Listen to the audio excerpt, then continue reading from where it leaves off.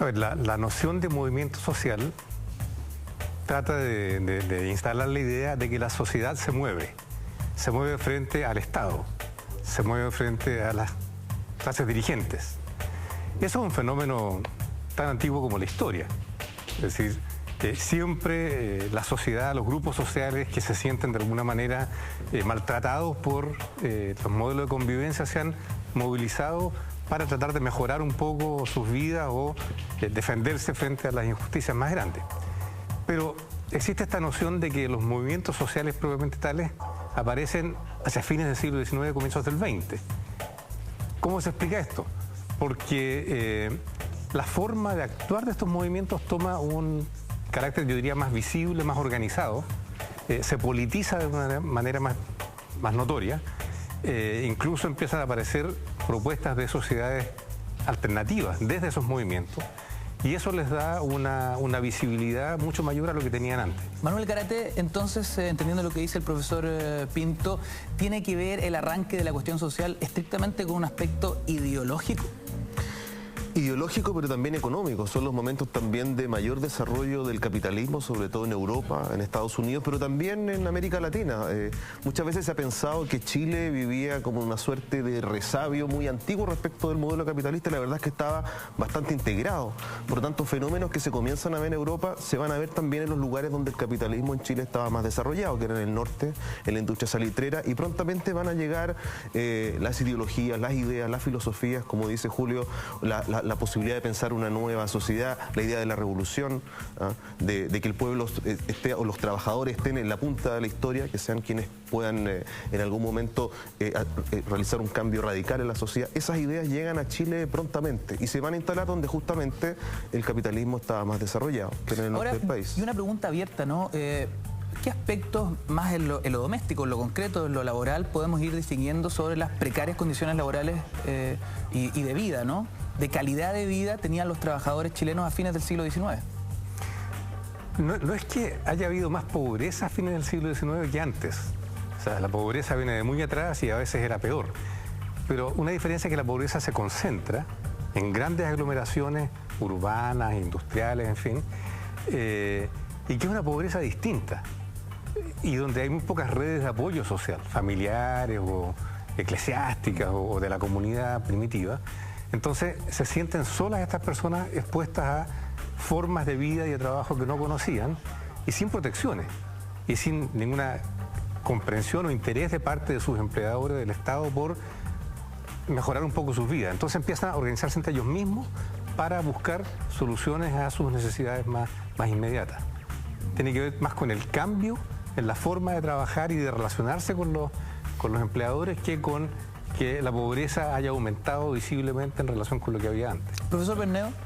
Sí, no, yo coincido con lo que se ha dicho y en particular yo lo asocio al tema de la urbanización, al crecimiento de las ciudades, en particular Santiago, Valparaíso, por mencionar las principales, y en donde esa migración de campo-ciudad generó una creciente concentración de trabajadores, de obreros, provenientes en su mayoría del campo, que tienen condiciones muy precarias de habitación, de higiene, de salud, de acceso a la educación, en fin. Eso va catapultando finalmente distintas necesidades, demandas y que se expresan también en movimientos sociales. Hablemos un poquito del increciendo o no. Evidentemente uno siente que Chile hoy es un país menos pobre que a fines del siglo XIX. ¿Es así o estoy equivocado? A ver, la pobreza es un concepto relativo, tiene que ver con lo que las condiciones materiales del momento permiten, tiene que ver con cómo se perciben y cómo se procesan las diferencias entre los pobres y los ricos. Y por lo tanto, claro, en términos absolutos, hoy en día en Chile no hay la misma pobreza que había hace 50 o 60 años atrás. No hay gente que se muera de hambre, ni no se ven descalzos en las calles, sin zapatos, claro, por la calle. Pero también las expectativas de la sociedad han subido y también la capacidad productiva de la sociedad ha aumentado.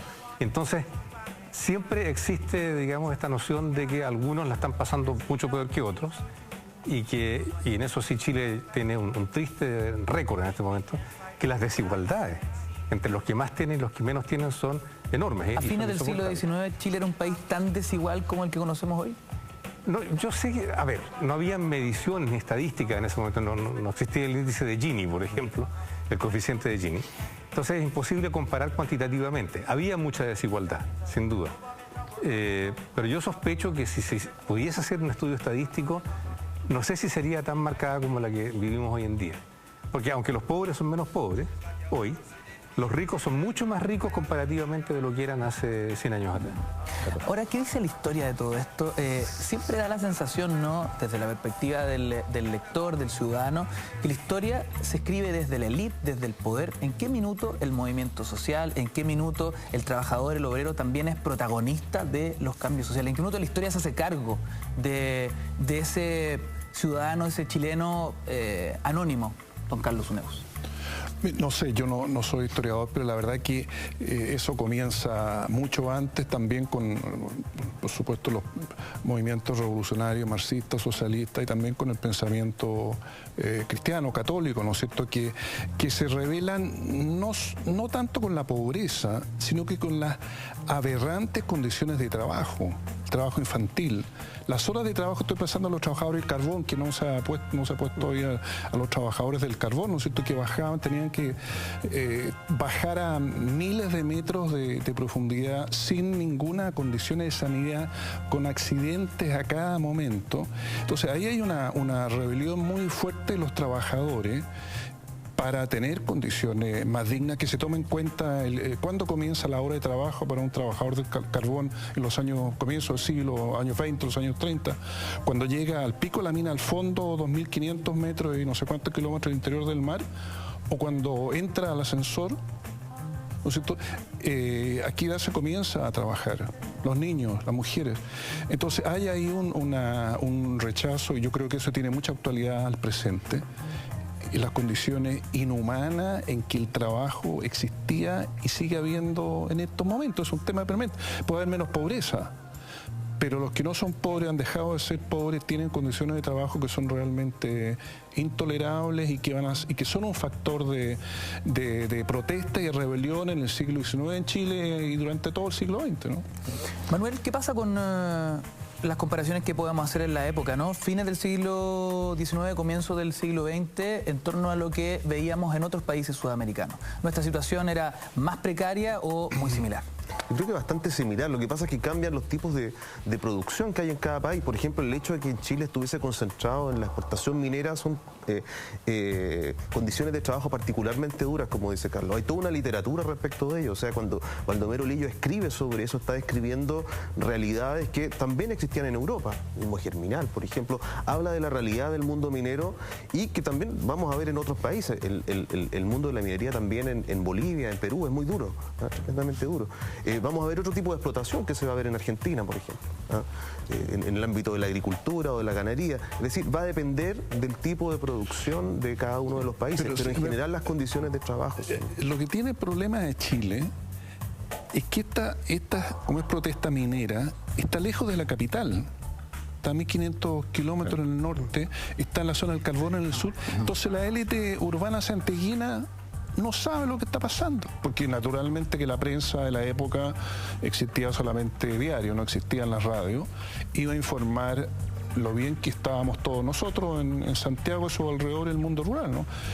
Entonces, ojos que no ven, tenían que ocurrir atroces episodios como el de la escuela en Iquique, ¿no es cierto?, u otros episodios de violencia muy represiva, en que ya sea efectivos militares o de carabineros, se le iba un poco la mano y ahí recién podía trascender, no era posible contener eso. Entonces eso es muy distinto, yo en eso haría, tal vez, la capital, Santiago, no es un foco industrial hasta los años 20, 30, comienzan que hay, y ahí viene la importancia de Clotario Blest, es un líder urbano, no es un líder sindical que está lejos de la capital, está en la capital, organiza a los trabajadores del Estado, que es muy fuerte, y se convierte en un actor tan importante como se mostró en la película. Yo es un líder cristiano, hay en momentos sí, católico. Es cristiano católico. En Chile el sindicalismo cristiano es muy católico, fuerte. Es muy importante, muy fuerte. Sí. Incluso la creación de la CUT. Es más, tampoco se sabe, pero Clotario Blest está en los inicios de la formación del MIR. Es uno de los primeros que está en el origen de la formación del MIR.